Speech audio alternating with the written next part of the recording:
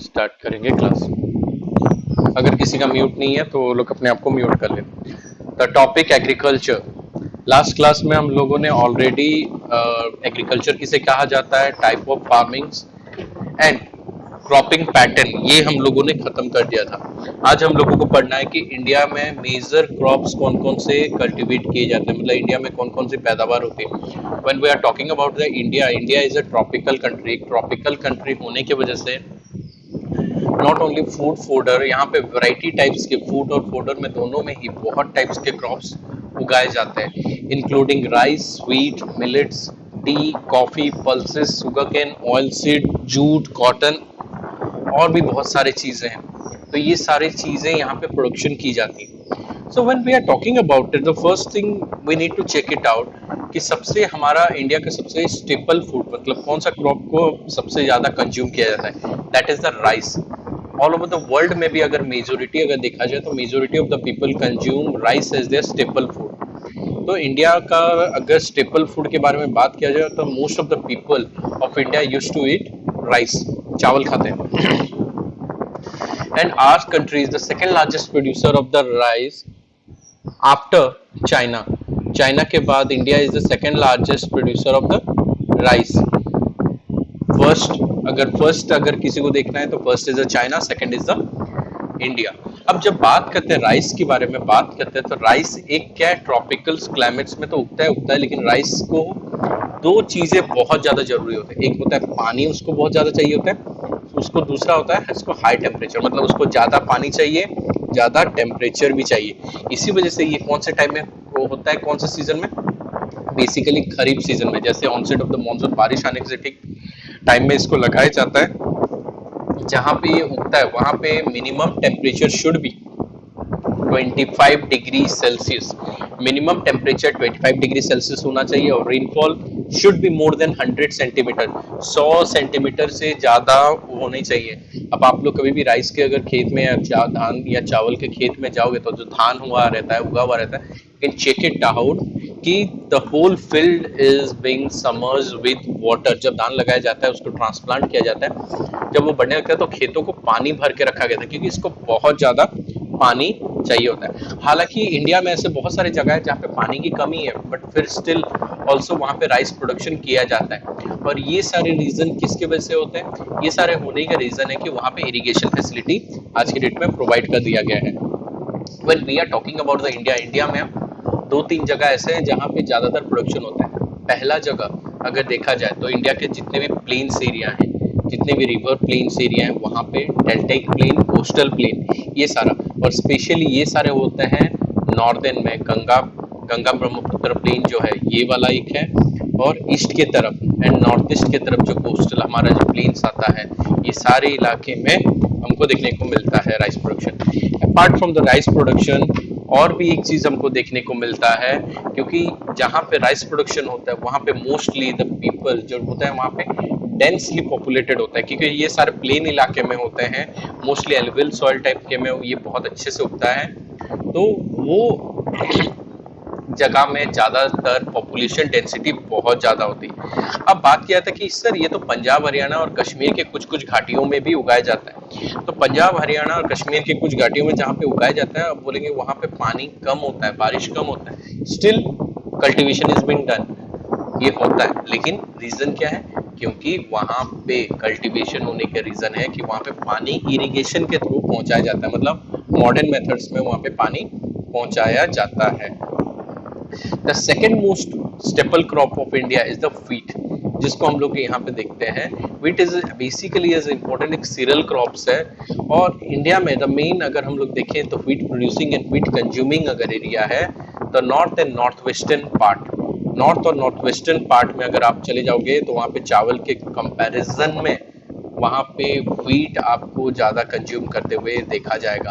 Apart from this wheat consume बोल के नहीं, साथ ही साथ वहाँ पे प्रोडक्शन भी होता है। अब प्रोडक्शन कैसे होता है, प्रोडक्शन होने का रीजन ये है कि वहां पे जब व्हीट प्रोडक्शन होता है, basically wheat is being produce in rabi season, मतलब ऑनसेट ऑफ मतलब मानसून खत्म होने के बाद विंटर का टाइम जब आता है, क्योंकि व्हीट के लिए ज्यादा बारिश भी नहीं चाहिए या ज्यादा धूप भी नहीं चाहिए, ये स्टेपल चाहिए। लेकिन व्हीट का एक खासियत है कि इसके हार्वेस्टिंग के टाइम में एक हल्का सा शावर चाहिए होता है। इसको रेनफॉल तो चाहिए मिनिमम 50 to 75 सेंटीमीटर, इसको बारिश चाहिए ही चाहिए। बट इसके बढ़ने के टाइम में इसको थोड़ा ठंडा क्लाइमेट चाहिए होता है। और इसकी जब राइपनिंग टाइम होता है, जब इसके गेहूं रेडी होने लगते हैं, उसी टाइम में एक चीज बहुत फोकस होता है कि हल्का सा शावर होना चाहिए, रेन शावर होना चाहिए। हल्का सा भी हो जाता है, ड्रिजल कर जाता है, वो उस जगह को बहुत अच्छे से हार्वेस्ट करने के लिए रेडी कर देता है। अपार्ट फ्रॉम दिस एक चीज और चाहिए होता है, ये लोमी सॉइल में मोस्टली प्रोडक्शन होता है। तो लोमी सॉइल जो होता है मतलब यहाँ पे पानी चाहिए होता है, लेकिन पानी आके वहां पे रहे नहीं, पानी आए बह के चला जाए। मतलब व्हीट प्रोडक्शन के दौरान जब पानी भी होता है, दिया जाता है, तो खेत जैसे चावल के खेत में पानी डुबो के रखा जाता है, वैसा नहीं किया जाता एट ऑल। वहां पे पानी आता है और बह के चला जाता है। अगर हम लोग ये वाला देखते हैं तो गंगा ब्रह्मपुत्र मतलब ईस्ट के तरफ वाला जो प्लेन हो गया, उसमें हम लोग राइस कल्टीवेशन करते हैं। लेकिन गंगा के वेस्ट के तरफ का बात किया जाए, गंगा सतलेज प्लेन का बात किया जाए, नॉर्थ वेस्टर्न का, तो ये सब जगह में पंजाब, हरियाणा, कुछ मध्य प्रदेश के कुछ पार्ट, उत्तर प्रदेश, बिहार, राजस्थान का ईस्टर्न पार्ट, नॉट वेस्टर्न, तो ये सारी जगह में व्हीट प्रोडक्शन किया जाता है। अपार्ट फ्रॉम द व्हीट के बाद अगर तीसरा चीज, अगर कोई चीज देखा जाए, दैट्स द मिलेट्स। तीसरा चीज कोई जो इंडिया में बहुत अच्छे से उगाया जाता है, that is called as millets. Millets को कोर्स ग्रेन भी कहा जाता है। इनमें बहुत ज्यादा माइक्रो न्यूट्रिएंट्स होते हैं and they are good in fibre content. इनमें माइक्रो न्यूट्रिएंट्स बहुत होते हैं, फाइबर कंटेंट, लाइक रागी हो गया, बाजरा हो गया, जौ हो गया, ये सारे क्या होते हैं, ये सारे उगाए जाते हैं। और इनके लिए प्रोडक्शन के लिए इनको क्या चाहिए, इनको गर्म मतलब हैर्श क्लाइमेट चाहिए होता है, ज्यादा पानी चाहिए नहीं होता है। पूरा सूखे इलाके में भी आराम से ये लोग पैदावार हो जाते हैं, इनको पानी ना के बराबर चाहिए होता है। तो दैट्स द रीजन कि वेस्टर्न राजस्थान, उत्तर प्रदेश, महाराष्ट्र के ड्राई एरिया, गुजरात, हरियाणा, इन सब जगहों में आपको रागी, जौ, बाजरा, इनके प्रोडक्शन आपको देखने को मिलते हैं। जैसे कि हमने बताया कि इनमें बहुत ज्यादा माइक्रो न्यूट्रिएंट्स होते हैं, आयरन्स होते हैं, फाइबर्स होते हैं, ये सेहत के लिए बहुत अच्छा होता है। If you ever gone chance to go to Maharashtra और पंजाब, हरियाणा में जाओगे तो आपको वहाँ पे बाजरे की रोटी, भाकरी देखने को मिले, भाकरी बोली जाती है वहाँ पे। वो ड्राई में भी खाई जाती है, ड्राई में करोगे तो जैसे आपका पापड़ रहता है ना, उसी टाइप का रहता है, तो भाकरी बोली जाती है। तो उसी तरह रागी यहाँ पे भी मिलता है, यहाँ पे बाजरा बहुत कम मिलता है, लेकिन यहाँ पे रागी मिलता है। रागी के बहुत लोग बहुत सारी चीजें बन के आते हैं। तो ये सारे को मिलेट्स कहा जाता है। बेसिकली जैसे कि बता दिया कि साउदर्न पार्ट में भी उगाया जाता है, जहाँ पे थोड़ा ड्राई इलाका है, मतलब जहाँ पे भी ये ड्राई इलाका है, रेड, ब्लैक, सैंडी सॉइल जहाँ पे भी पाया जाता है, ये सब जगह में इसका प्रोडक्शन होता है। उसके बाद नेक्स्ट अगर क्रॉप्स के बारे में देखें तो दैट इज द मेज। मेज बोलने से मकई, it is a kharif crop. ये खरीफ क्रॉप है, बारिश के टाइम में अभी अभी लगा दिया गया रहता है। नियर अराउंड देखना, जैसे बारिश खत्म होता रहता है, नियर अराउंड सितंबर अक्टूबर के आसपास तक, अगस्त सितंबर तक, वहां तक मकई रेडी हो गया रहता है। देखना बोलते हैं बारिश के टाइम में मकई के मजे लेंगे, बारिश हो रहा होगा, मकई को भुना हुआ मकई खाएंगे। तो that's due to the same reason, क्योंकि इसको बारिश के टाइम में मतलब लगाया गया रहता है, उससे ठीक पहले जैसे बारिश आते आते खत्म होने तक ये रेडी हो जाता है। एंड कॉर्न की अगर बात किया जाए, मकई का बात किया जाता है, तो it is a food as well as fodder crop. ये फूड भी है as well as fodder. Fodder मतलब जानवरों के लिए चारा, मतलब आप मकई खाते हो, बट मकई प्लांट के जो बाकी हैं उसके लीव्स होते हैं, स्टेम होते हैं, मकई के जो कॉर्न कब होते हैं, वो सारा किसके को दिया जाता है, एनिमल्स को भी दिया जाता है, इवन मकई भी दिया जाता है। ये टेम्परेचर इसके ज़्यादा एक मॉडरेट बेसिस में होता है, 21 to 27 डिग्री में ये अच्छा खासा उग जाता है। इसके लिए भी कोई भी हाईली फर्टाइल सॉइल कंपलसरी है बोल के नहीं है। Even in the old alluvial soil, जिसको हम लोग भांगर बोलते हैं, उन जगहों पे भी अगर दिया जाए तो ये बहुत अच्छे से प्रोड्यूस कर सकता है। अपार्ट फ्रॉम दिस, अगर इसका बात किया जाता है तो आज के डेट में इसको क्या बोलते हैं, मॉडर्न टेक्निक से किया जा रहा है। केमिकल फर्टिलाइजर्स दिए जा रहे हैं, इरिगेशन देकर, HYB से बहुत अच्छे क्वालिटी के वेराइटीज, अच्छे क्वालिटी वेराइटीज के सीड्स लाके लगाए जा रहे हैं। और प्रोडक्शन लाइक कर्नाटका, उत्तर प्रदेश, बिहार, आंध्र प्रदेश, मध्य प्रदेश, ये सारे जगह हैं जहाँ पे मकई की प्रोडक्शन बहुत ज़्यादा होता है। अब नेक्स्ट आता है पल्सेस। हम लोग जानते हैं कि पल्सेस के बारे में जब बात किया जाता है, pulses is the greatest source of vitamin in terms of vegetarian food. Vegetarian food में अगर पल्सेस का बात किया जाए तो it is one of the majors vitamin source. Non veg के लिए विटामिन सोर्स कहाँ से मिल जाता है? नॉनवेज के लिए उनको बोल जाएगा, उनको अंडा, मांस, मच्छी से मिल जाएगा प्रोटीन प्रोटीन उनको मिल जाता है। But when we are talking about the vegetarian diet, vegetarian diets में सबसे चीज होता है it's a pulses which is a highly protein contents होता है। एंड इंडिया में बता दिया जाए तो India is the largest producer of pulses as well as it is the largest consumer of pulses. India में दाल और चने बहुत ज्यादा मतलब प्रोडक्शन किए जाते हैं, वर्ल्ड का सबसे लार्जेस्ट भी है। और अपार्ट फ्रॉम दिस इंडिया में इसके वैरायटी कंज्यूम भी किया जाता है और India is the largest consumer. चना हो गया, तूर हो गया, उड़द हो गया, मूंग, मसूर, कोई भी ले लो, ये सारे चने ये क्या है? ये पल्सेस कैटेगरी में आते हैं। और ये कोई छोटे मोटे नहीं होते हैं। these are ultimately these are all actually being refer in the dry are refer as the leguminous plants भी बोले जाते हैं, इनको लेजुमिनस भी बोला जाता है। ये बोथ रबी एज वेल एज खरीफ सीजन दोनों में लगाए जाते हैं, डिपेंडिंग ऑन द सिचुएशन, किस एरिया में ये पाया जाता है उस जगह के हिसाब से, उस जगह के क्लाइमेटिक कंडीशन के हिसाब से होता है। ये अरहर को जो बोलते हैं हम लोग, जो तूर दाल आप लोग यूज करते हैं, इसको लेजुमिनस क्रॉप में गिना जाता है। कोई भी क्रॉप लगाने के टाइम में बीच में इसको लगाते हैं, क्यों? क्योंकि इट इज ए लेजुमिनस प्लांट। ये एटमॉस्फेयर नाइट्रोजन को कन्वर्ट करके सॉइल में डालता है, नाइट्रोजन फिक्सेशन करवाता है। तो दैट्स द रीजन कि इसको लेजुमिनस प्लांट्स को इसको बहुत ज्यादा लोग फोकस करते हैं, मतलब क्रॉपिंग दो अल्टरनेट क्रॉप के बीच में जो गैप रहता है उस सीजन में लगा देते हैं। और इसका बेनिफिट्स सबसे ज्यादा हमको बेनिफिट्स मिलता है क्योंकि ये प्रोटीन का सोर्स होता है। होपफुली अभी तक जितना बताया सबको समझ में आ गया होगा।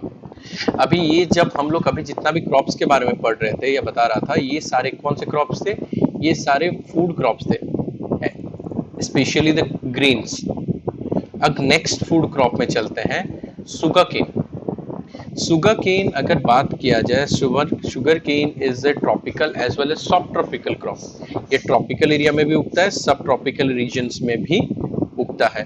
It grow well in hot and humid climate. अगर इसको क्या होता है, इसको गर्म भी चाहिए होता है, ह्यूमिड भी, मतलब एटमॉस्फेयर में मॉइस्चर होना जरूरी होता है। एटमॉस्फेयर में अगर मॉइस्चर नहीं है तो ये उग नहीं सकता।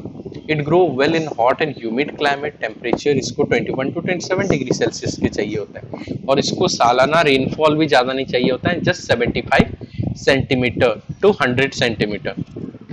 जिस जगह में ड्राई इलाका है, जहाँ पे ज़्यादातर पानी नहीं होता, तो उन जगहों में भी गन्ने की खेती होती है, लेकिन वहाँ पे इरिगेशन फैसिलिटी दिलवा के किया जाता है। अपार्ट फ्रॉम दिस, इसके लिए बहुत ज़्यादा मैनुअल लेबर लगता है, क्योंकि इसको लगाने के टाइम में बहुत ज़्यादा मैनुअल्स, क्योंकि इसको मशीनरी के थ्रू से नहीं लगाया जाता, हाथ से ही लगाया जाता है। तो ये बेसिकली मैनुअल लेबर बहुत ज़्यादा ज़रूरत होता है, and specially during the harvest time also. अगर बात किया जाए शुगर केन के बारे में बात किया जाए तो वर्ल्ड में सबसे ज़्यादा शुगर केन प्रोडक्शन होता है ब्राज़ील में, and Brazil is the largest producer of sugar in the world. World में सबसे ज़्यादा चीनी ब्राज़ील में प्रोडक्शन होता है। वेयर एज जो गुड़ एंड कांसारी है, मतलब शुगर मोलासेस होते हैं, ये सारे प्रोडक्शन कहाँ पे, ये सारा अगर वर्ल्ड में देखा जाए तो India is the largest producer of the gur and khandsari. Sugar में सेकंड है, but when we are talking about the gur and khandsari, तो गुड़ और कांसारी में तो उस केस में India first position. Khandsari means the वो लिक्विड गुड़, जो गुड़ बनाते टाइम जो लिक्विड मोलासेस टाइप का होकर लिक्विड टाइप का गुड़ बन के रहता है, उसको हम लोग बोलते हैं कांसारी। आप में से किसी को गुड़ बनाना आता है? नहीं आता तो कभी नेक्स्ट टाइम ट्राई कीजिएगा। आप लोग के आसपास कहीं पे भी कोई भी गन्ने का जूस जो बनाता है ना, उसको खाली बोलिएगा हमको खाली गन्ने का रस है, और कुछ नहीं लाना है उससे। वो पुदीना नहीं, गन्ने के रस को सुखा के नहीं बनाते हैं, गन्ने के रस को उबाल के बनाया जाता है। तो गन्ने के रस को जब भी आप उबालते हो, whenever you just start boiling it, तो धीरे धीरे करके वो क्या होने, गाढ़ा होने लगता है, ऑक्सीडाइज हो जाता है, रिड्यूस तो होता है, वाटर कंटेंट तो घटने लगता है, रिड्यूस तो होने लगता है, साथ ही साथ वो ऑक्सीडाइज होता है, इसी वजह से वो रेडिश कलर टाइप का आपको दिखने को मिलता है। आप लोग अगर बात करो तो आपको बता दूं, गुड़ के बारे में बता दूं तो when we are talking about the jaggery, the we used to get, there are 3 to 4 variety of goods are there, sugarcane goods are there, date good are there, खजूर से भी बनता है, नारियल का भी गुड़ बनता है, नारियल के रस से भी बनता है, नारियल के पेड़ के रस से भी गुड़ बनाया जाता है। तो ऐसे 3-4 प्रकार के गुड़ हैं जो इंडिया में कंज्यूम किए जाते हैं। अगर बात किया जाए गुड़ अगर बात किया जाए शुगर केन सबसे ज्यादा कहीं पे प्रोडक्शन किया जाता है, that is Uttar Pradesh, Madhya Pradesh, Maharashtra, Karnataka, Tamil Nadu, Andhra Pradesh, Bihar, Punjab and Haryana.